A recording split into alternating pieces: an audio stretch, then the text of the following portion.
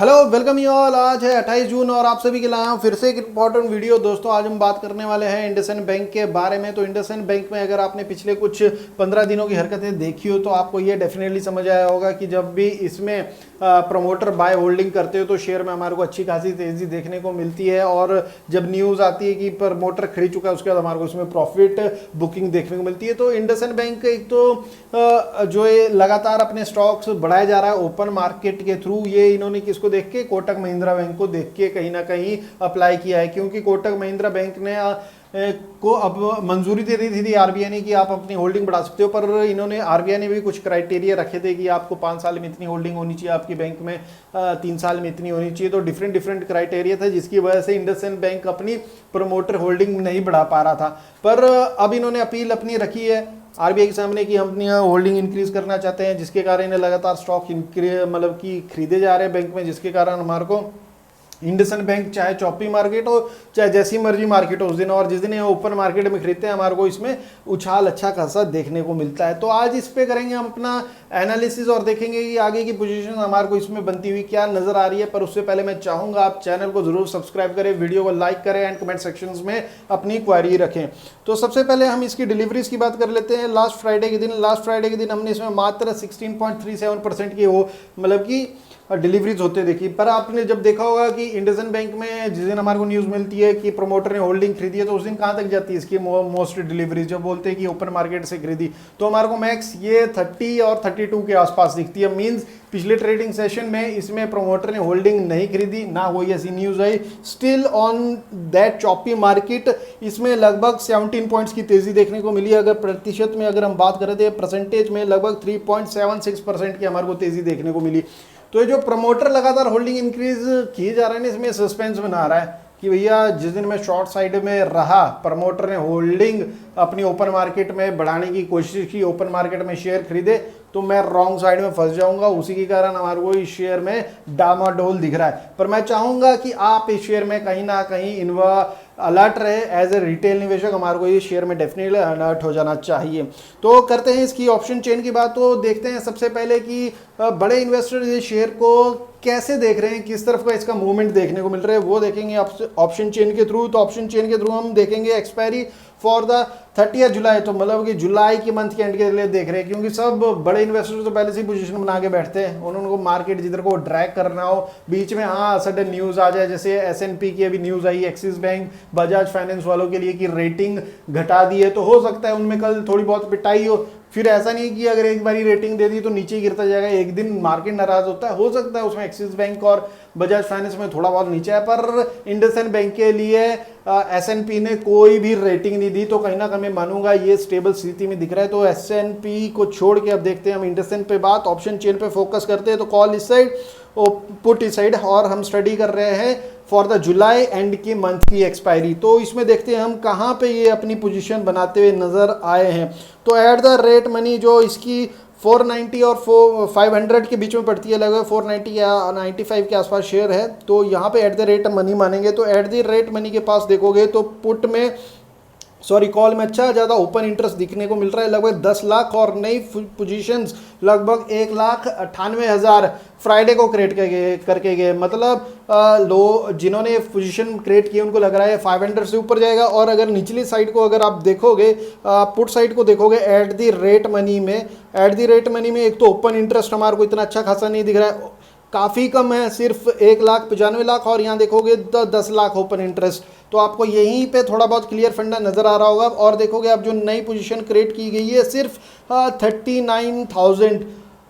39,000 के आसपास है सिर्फ, और उसके नीचे देखोगे 27,000। तो कहीं ना कहीं एट द रेट मनी में ही कुछ ना कुछ हमारे को क्लियर इंडिकेशन मिल रहे हैं कि इसके कहीं ना कहीं ऊपर जाने की पॉसिबिलिटीज़ है। वहीं अगर आप देखोगे तो ओपन इंटरेस्ट हमारे को सबसे मैक्स कहाँ पे 600 पे अच्छा खासा दिख रहा है, 600 के प्राइस में। अगर उसके बाद हम 10 लाख की बात करें तो यहाँ 4,90,000 के आसपास दिख रहा है। और ओपन इंटरेस्ट में चेंज अगर आप देखोगे तो नई पोजीशन लगभग 1,18,000 क्रिएट करके गए हैं यहाँ पे।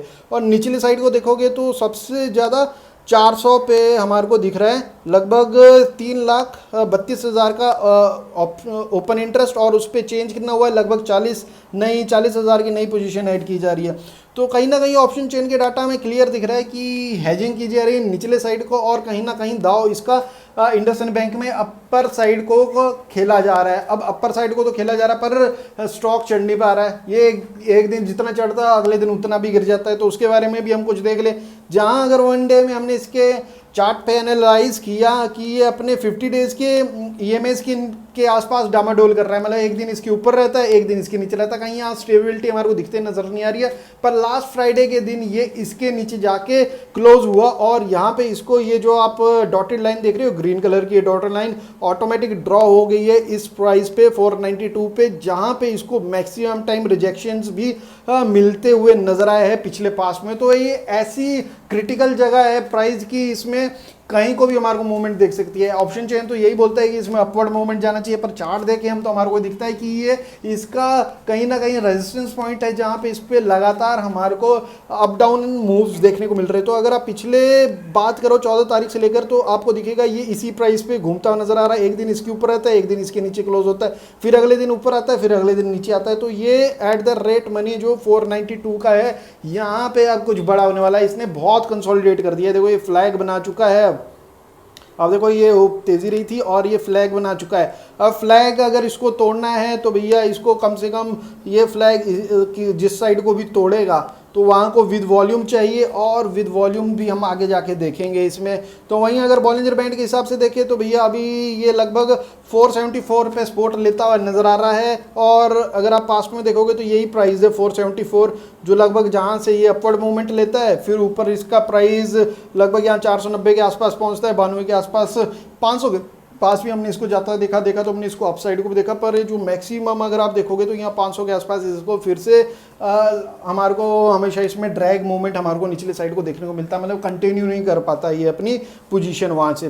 तो बॉलिंजर बैंड के अकॉर्डिंग तो अभी देखेंगे 474 के आसपास अच्छा खासा सपोर्ट मिलता नजर आ रहा है, और बॉलिंजर बैंड इंडिकेट कर रहा है कि इसकी पॉसिबिलिटी 544 तक जाने की है। अब ऐसा नहीं कि 544 बोल दिया तो एक ही दिन में चला जाएगा, हो सकता है 2 दिन ले ले, क्योंकि ये चॉपिंग किए जा रहा है, और मार्केट भी पिछले दिन चॉपी थी, पर ये थोड़ा बहुत अच्छा खासा इसने मूवमेंट दिखाई थी।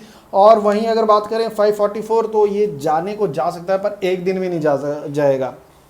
और वहीं अगर हम इसके वनडे में बात करें पावेट पे, तो पावेट क्या दिखा रहा है कि निचला प्राइस अगर 458 टूटा, अगर इसने जो 4 से 92 पे इसको लगातार रेजिस्टेंस देखने को मिल रहा है, और गलती से मार्केट जैसे अभी डाउ जोन्स को देख रहे होगे आप तो काफ़ी ज़्यादा गिरावट में दिख रहा है, पर वो होता है ऐसा कि अगले दिन जब मंडे को आते हैं हम देखते हैं कि वो फिर से रिकवर कर गया हुआ है कहीं। और अभी S&P की रेटिंग्स बारे भी आई, हो सकता है मार्केट हमारे को थोड़ा वीक देखने को मिले, तो ही आपको इंडसइंड बैंक में कहीं ना कहीं अलर्ट रहना है, क्योंकि जो ये प्राइस है 458 का, ये इसमें मोस्ट इंपॉर्टेंट प्राइस है। अगर ये भाव टूटा तो हमारे को इसको फिर से 400 लेवल के आते हुए देख सकते हैं, और ऊपर पे अगर हम इसकी स्ट्रेंथ की बात करें तो 551 तक की इस शेयर में अभी भी स्ट्रेंथ है बाकी बची हुई जाने में। और वहीं अगर बात करें 1 आवर के चार्ट में तो वॉल्यूम्स देखोगे, जो वॉल्यूम्स की हम बात करें तो वॉल्यूम कहीं ना कहीं मतलब कि अपर साइड में अगर वॉल्यूम इसमें आते हैं, पर शेयर मूव नहीं कर पाता है। आप देखोगे अच्छा खासा अबव दी एवरेज का वॉल्यूम था, शेयर ऊपर ही नहीं जा पाया, रेजिस्टेंस देखने को मिला। फिर last time above the average का वॉल्यूम ऊपर आया, कहीं ना कहीं शेयर है जो 492 के आसपास है, यहाँ पे इसके जो पिछले रेजिस्टेंस है वहाँ पे इस पर प्रेशर देखने को मिला। तो ये क्रिटिकल प्राइस पे मूवमेंट है, क्योंकि यहीं से अभी इसने बहुत ज़्यादा चॉपिंग कर ली है, फ्लैग बना चुका है। अब इसमें कहीं ना कहीं जो ये ब्रेकआउट है ये यही प्राइस देखने को होंगे हमारे को। अगर निचले स्तर में आपको मैं क्लियरली बता दूं 485 का अगर इसने प्राइस तोड़ा तो डेफिनेटली इसमें हमारे को एक निचले साइड का मूवमेंट देखने को मिलेगा, वो भी थोड़ा सा लंबा हो सकता है। लगभग अगर हमने बात की थी, लगभग अगर हम बात करें तो ये जो 401 के प्राइस ये हमारे को टच होते हुए देखने को मिल सकते हैं। अगर इसने प्राइस तोड़ा, आप नोट डाउन कर लीजिए 485, और उपले स्तर पे तो आपको मैं बता चुका हूँ अभी भी ये जैसे इसमें स्ट्रेंथ बनी है 551 तक ये जा सकता है, क्योंकि ऑप्शन चेन में भी 600 तक अच्छी पोजीशन बनती हुई हमारे को इसमें दिख रही है।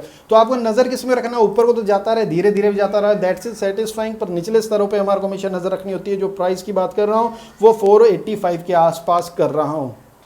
और वहीं अगर इसकी हम RSI की बात करें तो RSI लगभग 55 के आसपास है, वेल मेंटेन्ड है 50 के ऊपर। तो मुझे कहीं ना कहीं लगता है RSI ये दिखा रहा है, इंडिकेट कर रहा है कि ये कंसोलिडेट किया है, अब अपवर्ड मूवमेंट यहाँ से लेगा। जैसे यहाँ पे आप देखोगे यहाँ पे भी ये 55 के आसपास आ गया था, कंसोलिडेट हो रहा था कुछ 55 के आसपास, है 55 के बाद टच किया, फिर से इसने अपवर्ड मूवमेंट लिया और वही कुछ यहाँ बनता हुआ दिख रहा है। पर मैगडी को देखो तो मैगडी क्रॉसओवर बनाने को दिख रहा है, जो दिखा रहा है कि प्राइस में कहीं ना कहीं वीकनेस आ सकी है। और यहाँ पे भी कैंडल्स लगातार ये स्टिक्स है ये छोटी छोटी होते हुए नजर आ रही है, जो इंडिकेट कर रहा है प्राइस जो मूव कर रहा है वो डाउनवर्ड साइड के लिए कर रहा है। तो मैगडी तो ये इंडिकेट कर रहा है भैया नीचे को भी आ सकता है, तो आपको इस पे नजर रखनी है। डेफिनेटली प्राइस हमारा जो 485 के आसपास है, अगर ये इसको मेंटेन नहीं कर पाता है एक डे के ऊपर, मतलब डे के इसके नीचे अगर इसने क्लोजिंग दे दिया, ऐसा नहीं कि इसके नीचे जाएगा, ये आप देखोगे इसके नीचे क्या, पर इसके फिर इसने इसके नीचे आने के बाद रिकवर किया मार्केट और कहीं ना कहीं ये इसके ऊपर कहीं ना कहीं बंद हो जाता है मार्केट। अगर आप पिछला रिकॉर्ड भी देखोगे ना तो ये कहीं ना कहीं इसके ऊपर ही बंद होता है, चाहे इसमें